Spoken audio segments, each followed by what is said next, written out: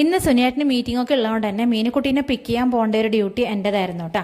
അവൾ വണ്ടി ഇറങ്ങി കഴിഞ്ഞാൽ പിന്നെ അവളുടെ ബാഗും ലഞ്ച് കിറ്റൊക്കെ പിടിക്കേണ്ടത് ആരാണോ അവളെ കൂട്ടാൻ പോകുന്നത് അവരാണ് കേട്ടോ.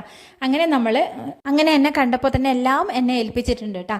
അങ്ങനെ നമ്മൾ നടന്നു വരുമ്പോൾ നമ്മുടെ തോട്ടിലെ വെള്ളമൊക്കെ വളരെ കുറഞ്ഞിട്ടുണ്ട് കേട്ടോ. മഴ കുറയുമ്പോൾ പെട്ടെന്ന് തന്നെ വെള്ളവും താഴ്ന്നു പോവേ. അങ്ങനെ നമ്മുടെ പാലത്തിൻ്റെ അടുക്ക് എത്തിയിട്ടുണ്ട്. സ്കൂളിലെ കാര്യങ്ങളും പിന്നെ ഹോംവർക്കിൻ്റെ കാര്യങ്ങളും പഠിക്കാനുള്ളതിനെ പറ്റിയൊക്കെ പറഞ്ഞുകൊണ്ടാണ് കേട്ടോ വരുന്നത്.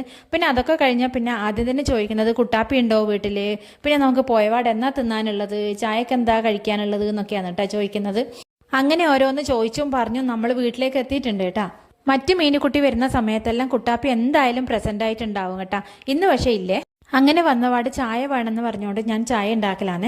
നന്ദു എത്തിയിട്ടില്ല കേട്ടോ. നന്ദുവിന് സ്പെഷ്യൽ ക്ലാസ് ഒക്കെ ഉള്ളതുകൊണ്ട് 5 മണി 5:15 ആവും എത്താൻ വേണ്ടി. പക്ഷെ ഞാനിപ്പോൾ നന്ദുവിനും കൂടി ചായ വെക്കുന്നുണ്ട് കേട്ടോ. കാരണം എന്താ വെച്ചാൽ നന്ദുവിന് നല്ലോണം തണിഞ്ഞ ചായയാണ് ഇഷ്ടം. അപ്പോൾ അവൻ വരുമ്പോഴേക്കും അവൻ്റെ ചായ നല്ലോണം തണിഞ്ഞിട്ടുണ്ടാവും, അവൻ്റെ പാകത്തിനായിട്ടുണ്ടാവും. അങ്ങനെ നമ്മളെ ചായ റെഡിയായി അരിച്ചെടുക്കുന്നുണ്ട് കേട്ടോ. 1-2 വട്ടം അങ്ങോട്ടും ഇങ്ങോട്ടൊക്കെ ഒഴിച്ച് ചായ കുറച്ചൊന്ന് തണിച്ചെടുക്കുന്നുണ്ട് കേട്ടോ. ഞാൻ ഇങ്ങനെ അങ്ങോട്ടും ഇങ്ങോട്ടും ഒഴിച്ചെടുത്ത ചായക്ക് പ്രത്യേക ഒരു രുചിയാണ് കേട്ടോ. ചായേൻ്റെ കൂടെ കഴിക്കാൻ വേണ്ടി വേറെ ബേക്കറി സാധനങ്ങളൊന്നും ഉണ്ടായിരുന്നില്ല കേട്ടോ. അപ്പോൾ അവിൽപ്പൊരി കുറച്ച് തേങ്ങയും വെല്ലമൊക്കെ ചേർത്ത് കുഴച്ച് കൊടുക്കാമെന്ന് വിചാരിച്ചു കേട്ടോ മീനൂട്ടിക്ക്. അപ്പോൾ അതിനുള്ള തേങ്ങ ഉണ്ടായിരുന്നില്ല. തേങ്ങയൊക്കെ പെട്ടെന്ന് തന്നെ പൊട്ടിച്ചെടുത്ത് ചിരകി എടുക്കുന്നുണ്ട് കേട്ടോ. അപ്പോഴേക്കും ഞാൻ ലേറ്റായി പോയോ എന്ന് ചോദിച്ചുകൊണ്ട് നമ്മുടെ കുട്ടാപ്പി ഹാജരായിട്ടുണ്ട് കേട്ടോ.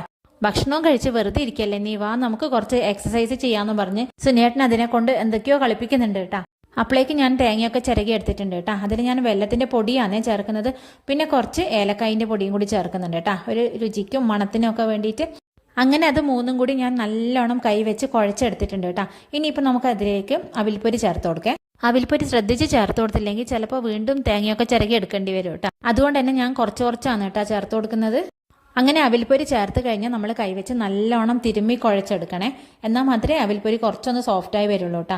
അങ്ങനെ ഞാൻ കുഴച്ച് കഴിയുമ്പോഴേക്കും മീനുക്കുട്ടി ഇതാ ബൗളൊക്കെ എടുത്ത് വന്നിട്ടുണ്ട് കേട്ടോ.